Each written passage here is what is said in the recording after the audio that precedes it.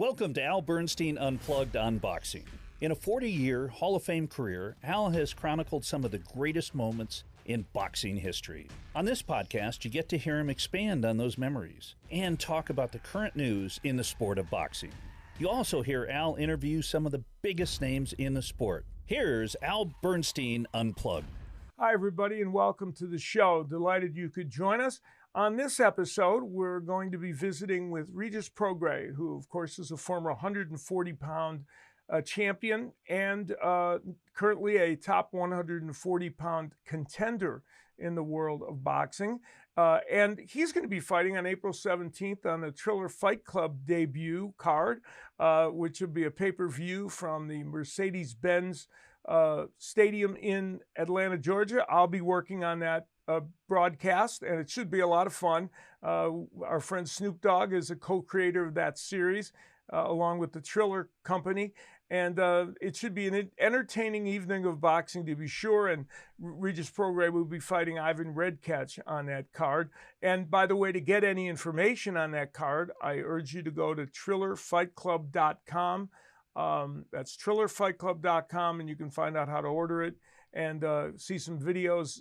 You can also check out the press conference that announced that event, which I hosted. We had some fun interaction with all the different participants, that's for sure. And we're going to be chatting with Regis a little bit later. Now I'm going to bring in another colorful gentleman who's got a nice tan from his trip to Cancun, my good friend Tripp Mitchell. Hi, Tripp. Hey, Al, thanks for letting me use the corporate jet to fly down there. It was very appreciated by our whole group. You're a very nice guy. It's always available to you, and I know you left it impeccably clean for everybody afterwards. We did, and I'm excited you're going to be calling this fight from the Mercedes Center. Earlier in my career, I did a show from the Yugo Center. Is that a bad sign? That might be a second-rate building. Yeah, Yugo not quite as good as the Mercedes-Benz Stadium. I don't think so. Okay. Well, we have got some great questions, and why don't we get to them? All righty. And from the Philly injury lawyer, I wonder what profession he's in. Interesting. Is Boots Ennis as good as Philly knows he is? Is he on the way to being the next great Philly champ? Well, yeah, that's an interesting question. Of course, we are going to have Boots Ennis, Jaron Ennis, taking on Sergey Lipinets on April 10th on Showtime. And it's going to be a very interesting fight. It's certainly a step up for Jaron Ennis. Now, Ennis is a all-out action fighter. He has got some of the best hand speed in the sport of boxing. He is undefeated and has never even been tested. And his combinations are dazzling. He is one of those fighters that you walk away and say, oh my, is he going to be able to do this against the upper echelon in the welterweight division? He says yes, so do his people. And by the way, Boots Ennis is going to join us as a guest after this April 10th fight. So we'll get to talk to him after what he hopes will be a victory. Now, the man he's facing, Sergey Lipinets, was a top 140-pounder, fought Mikey Garcia for a championship, and was exceptional in that fight, even in losing. He's coming in off a draw in his last fight, which was also on Showtime. And Sergey is taking this fight to show that he is one of the top people in the welterweight division, and they are willing to take on his challenge of Boots Ennis. Not everyone has been willing to do that. Lipinets is trained by Joe Goosen, one of the top trainers in the sport of boxing, and he is a fighter who brings a lot to the dance with Boots Ennis. So I'll be able to call that fight, as I said, on April 10th. It's on Showtime Championship Boxing on Showtime, and I hope all of you will be tuning in. That should be a lot of fun. And it's funny how our gentleman who wrote the question talks about the great line of Philly fighters, and there have been a ton, and that would be a fun question in future episodes to have you rate maybe the top 5 of all time. Yeah, he mentions a couple like J. Rock Williams, who we had as a guest on this show, and there are many, and going all the way back to Joe Frazier, of course, and before that. So yeah, that'd be a good show to do, actually, to zero in on all those Philadelphia champions like Bernard Hopkins and the like. Just pretty amazing. Great. And then we've got another really kind of a fun question. And this comes from Kenneth Lundgren. And he asks, you have a lot of perks in your job. What are your two favorite parts of what you do? The two things that really stand out. And I think this is a great question.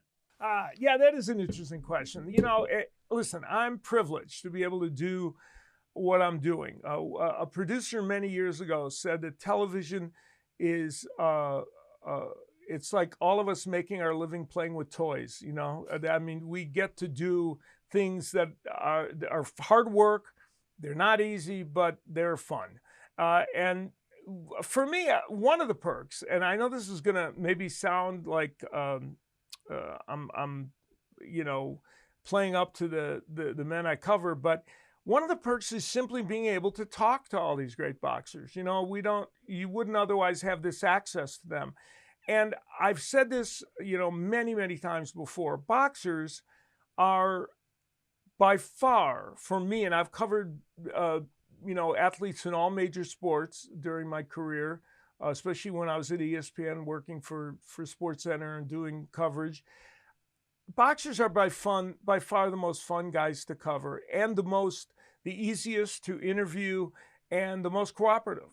And the biggest perk for me is being able to know people like we've interviewed on this show, Lennox Lewis and Larry Holmes and Andre Ward, and I could go on and on. Boxers are special people, and being able to know them, I think, is a great thing. And the other perk, I'm going to tell you the other perk. The other perk is I've had some of the greatest dinners before fights, a night or two before fights, with some of the most fascinating people that I could ever imagine having dinner with. And when you're on the road, Barry Tompkins says this all the time. He said he's doing this just so he can go to the dinners beforehand. So that's my other perk that I love the most. Well, you know, it's interesting, and you've told this story before. When you did the Olympics down, I believe, in Barcelona for NBC, you got to know two of the greatest Utahns where I abide. Oh, yeah. Are John Stockton and Karl Malone, because as a broadcaster, you move in those circles. So it's probably fun to meet celebrities and to other great athletes outside boxing. It is. You know, in Barcelona, we did the boxing. The venue was right next to where the Dream Team was playing in 1992. And they would all come over to see the boxing. And yes, that was where I got to really know Karl Malone and John Stockton. And we had, again, they came over. It's also a part of a dinner thing because they had dinner at our, you know, venue. They'd eat with us, and it was just, you know, wonderful to get to know them. And you're right, that's the other perk. I guess that would be a third perk that I probably didn't mention, and that is getting to meet people that you wouldn't otherwise meet. I mean, I told the story of when on this show when I did the Showtime movie. Was it the movie? And I was around, and Elaine Stritch, a great Broadway actress, was in the movie, and she didn't know who the heck I was. She wasn't a boxing fan, but I was there, and she said, "So I hear you're a famous boxing announcer." I said, "Yes," and I'm in awe, right, of meeting Elaine Stritch. And she said, "That's interesting." So we started to chat, and of course, I used the opportunity to ask her 1,000 things about theater. And I would have probably never met Elaine Stritch if not for, you know, that. So it's intriguing, to say the least. Now, our guest on this show is a gentleman who, as I mentioned, is fighting on April 17th.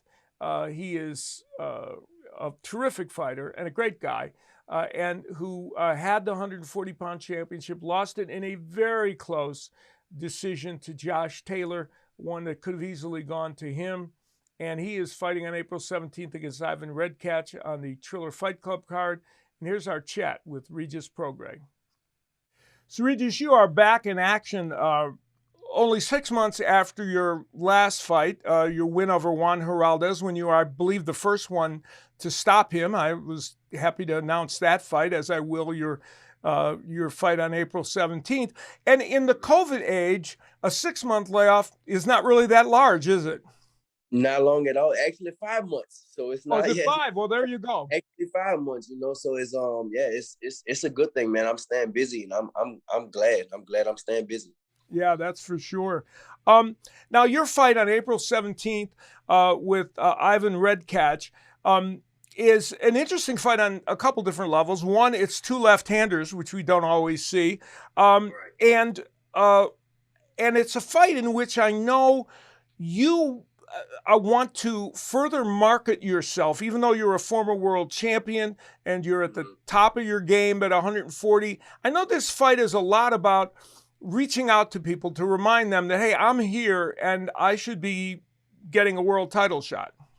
Exactly. You know, I mean, for me, my whole thing is like been marketing. You know, that's been my whole, I think, downfall. Not saying downfall, but it's like always, you know, I was a world champion already. You know, I was a world, that's the highest you can go. You know, I was a undefeated world champion, you know, with some of the highest knockout percentage.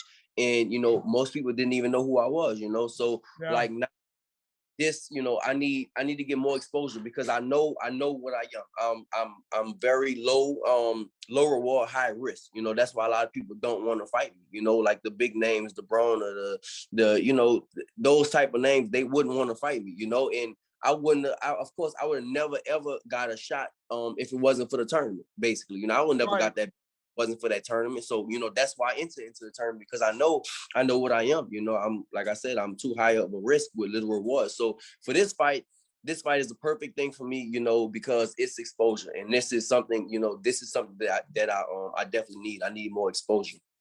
Now, will this fight be at 140? Is that the weight? It's at 140, 142. So yeah, okay, basically. so pretty much close to 140. But yeah, 140. And you were in that World Series tournament of boxing that you're talking about, and that's how you won your title. And then you had that very, very close split decision loss to Josh Taylor, which could have gone either way. And now you find yourself fighting on a very unique card on April 17th. It's really intriguing. It's a different kind of event, but as you say, there's going to be a lot of eyeballs seeing you because the boxing purists and all the folks involved in the sport know how good you are, but maybe not everybody else. Exactly, and that's what I'm saying, man. It's a whole different world out there right now. That this whole YouTube thing and this whole Triller thing it's a whole different world like that, and it's a different market. You know, somebody the other day asked me about. They were saying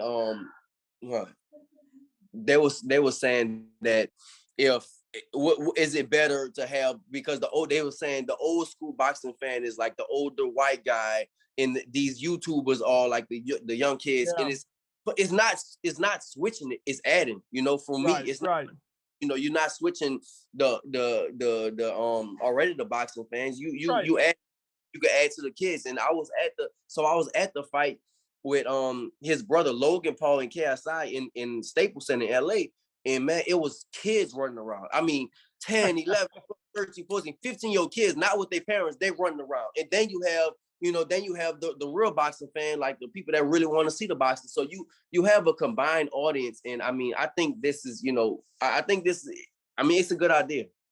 Yeah, and it takes, as you point out, it takes nothing away from boxing. It doesn't diminish anything, and gives another platform.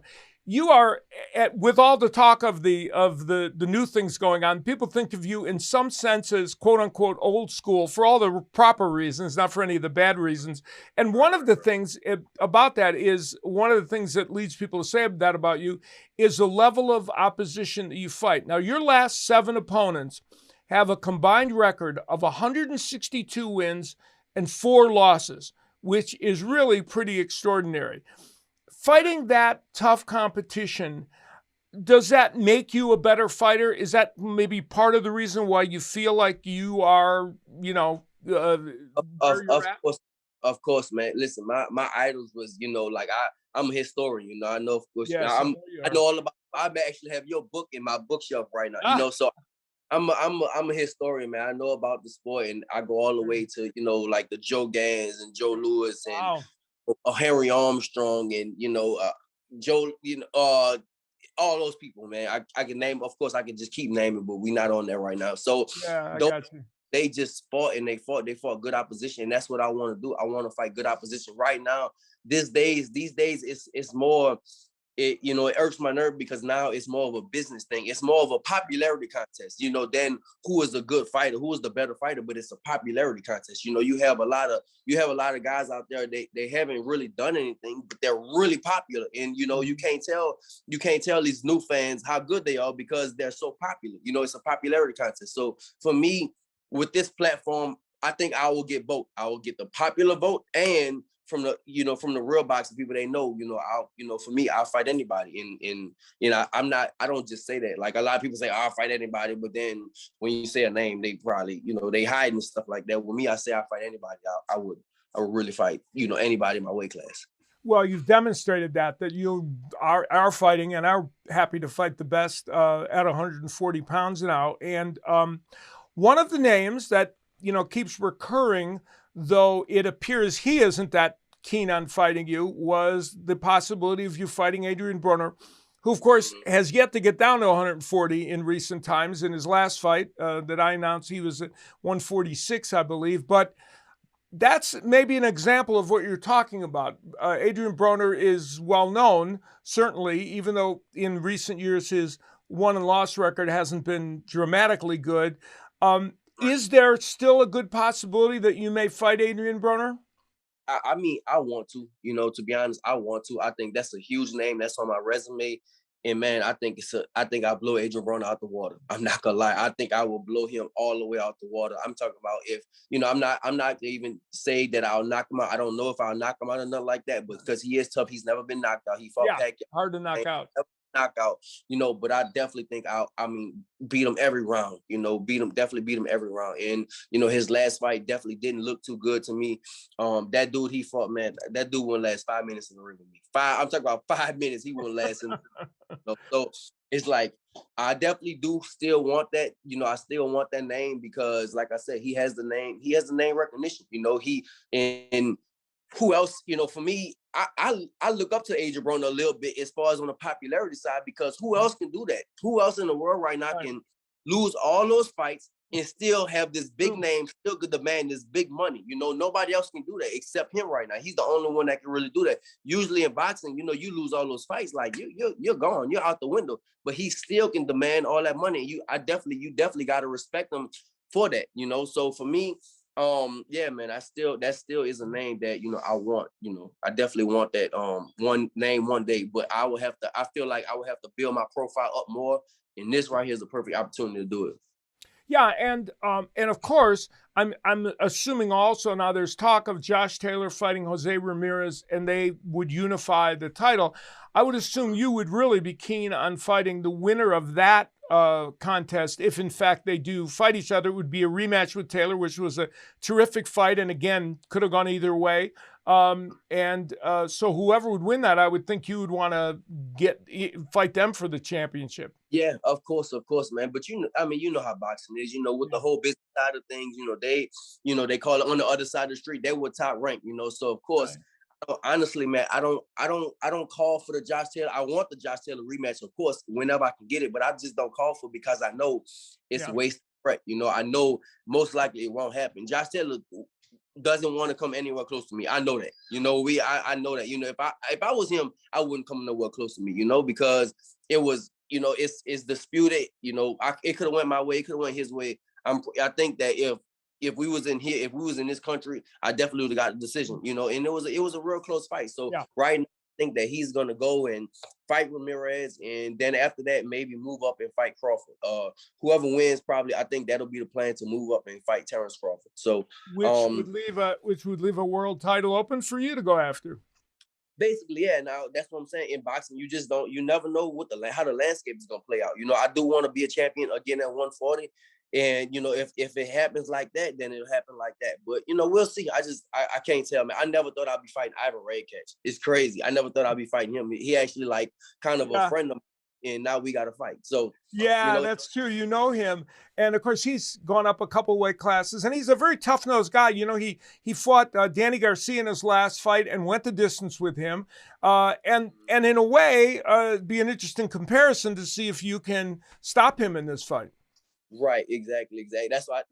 That's why I think that most of the boxing fans, they're gonna be looking for. They're gonna be looking for me to make a statement. And that's what I plan on doing. I'm not the great Ali. So I can't predict which round or nothing like that. But Right. what I want to do is definitely I want to go out there and make a statement, make a huge statement. Just and this is the perfect. I think this is the perfect card for that to make a statement. Yeah, no question about that. Now you mentioned that you love the history of boxing, and of course, a few days ago, no, not recently, a few weeks ago, Marvin Hagler died. A good friend of mine and somebody whose fights many of his fights I announced, and I know you have a big, huge amount of respect and admiration for Marvin, and loved his career. Right, of course, man. Marvin Hagler's the man, man. I mean, Marvin Hagler was somebody that, like, he's your favorite fighter. Like all these, Right. you look at like Holyfield and them, and he was like, "Who's my favorite fighter?" Marvin Hagler's my favorite fighter. Like that's Marvin Hagler. If you just a boxing fan, you have to respect Hagler, man, because he just got it out the mud the hard way, and he had that chip on his shoulder, And of course, me, I'm a southpaw, so of course I have to love. I studied Hagler for years and years and years, man. I just, you just got I got to meet him. That was one of my goals, is to meet these legends. And, that's somebody that I met, of course. So I'm definitely happy that I got to meet, Hagler. Yeah, great man and a great boxer for sure, and a big loss for boxing and for the world. So on April 17th, you're in there against Ivan Redkach in a very unique event. When you're there, here's my question to you. Now, are you the music part of the show? It's kind of fascinating. And of course, we saw glimpses of this with Tyson Holyfield, and Triller did a very good job of merging boxing and music. Does that seem like a kind of a fun idea to you? Definitely fun. It's definitely a fun idea, man. Listen, I have a street team in New Orleans, right? And like a marketing team in New Orleans. So my fight, I fought in July over there on ESPN for the Top Rank thing, and they want to do the same thing. This is like 2 years ago, 2 or 3 years ago. They want the same thing, but of course, Top Rank and the Louisiana Commission, they shut it all down. They're like, man, we need to do this, and now Triller's doing it, and it's like, I think it's a good idea because it's an event now. It's not just boxing. It's an event now. You don't have that in boxing. You don't have events in boxing unless it's Pacquiao, Canelo, Floyd. Right. You have those type of fighters. Andy Joshua. When those type of fighters they fight, that's when it's an event. But most of the boxing, people just don't care about. Unless they're like hardcore fans. But now, when you putting the music and you putting all this different entertainment in it, you have a whole event. And I mean, I honestly love the idea about it. It's fun, and gosh knows they're going to have Justin Bieber's going to be there, Snoop Dogg with Ice Cube, and a new group called Mount Westmore, a super group of hip hop performers. So it's going to be top notch, and that group knows how to put on that kind of entertainment and merging it with the boxing. So it's going to be fascinating. Well, I'm looking forward to calling your fight with Ivan Redkach, and I wish you the best of luck, Regis. All right, man. Thank you. Thanks for having me, man. So that was my chat with Regis Prograis, who, as you can see, is a really delightful guy, and he kind of relishes the moment of fighting on his Triller card because as he explained, he sees the advantage of this wider audience that he may not have reached as a boxer that's not just a hardcore boxing fan, and how that may help him in terms of kind of pushing his agenda to be a world champion and get a world title fight. So we'll see how that plays out for him. I know we've got some other folks that have questions, huh? So Peter D. wrote in, "Hi, Mr. Bernstein. By the way, that's very nice, classy. Yeah, I like that. Nobody calls me that. Okay. Have you ever been pulled up by fighters over things you've said in commentary? Have they been unhappy with you?" Well, let's see. Has there ever been a fighter? Oh, yeah, that one guy from Cincinnati didn't like me, right? My friend Adrian Broner. All right, we'll just skip past Adrian Broner because we've dealt with that plenty. Beyond him, and he counts for 5, I think. You know, in all the years that I've been doing this, I'm going to say there have been only a couple of instances where boxers really took serious issue with commentary or were really distressed with me. For some reason, many years ago, Bruce Seldon, who was a heavyweight who fought for the heavyweight title at one point, he was on our ESPN Top Rank cards a lot from Atlantic City, and he just apparently didn't like the way I was commentating on his fights. And we were in one of the fighter meetings, and he expressed himself quite candidly about it. And I wasn't that far into my career. I was only about a year and a half in, and it really shook me a little bit, because I thought, oh my, am I really doing that great a disservice to him? And I looked back on video, because I didn't want to take it lightly. And, you know, I said, well, you know, I thought I was okay, but he obviously didn't perceive it that way. And the other fighter that wasn't so keen on my commentary, a former 168-pound fighter, Jeff Lacey, who was a champion and a terrific offensive fighter. But I commented a couple times as he was defending his title that I thought, while he was great offensively, there might be some defensive liabilities that might hurt him down the road. I thought I was pretty gentle in making those comments, but he didn't. And he was distressed at a couple of our fighter meetings with me. I don't know if I was his favorite. Unfortunately for him, those defensive liabilities did come back to haunt him later in his career, especially against Joe Calzaghe. But those are really the only two incidents, other than Broner going off on that press conference, that I can think of that fighters that were truly, truly distressed. Now, that doesn't mean that somebody didn't like what I said about him, or somebody was annoyed. And I did have one fight manager that was distressed with me one time, but in general, not really very much of it. Well, and you are a very positive person, but some of your cohorts in the business have decided that by going negative, they get more publicity and it could help their career. Yeah. We won't name names. Yeah, no, you're right. And also part of it is, I think the reason and that's why I specify, it's not to say that somebody probably didn't disagree with me and think I was wrong in the commentary I made about them. But because my commentary about them is never personal, it's, you know, I would never attack them personally.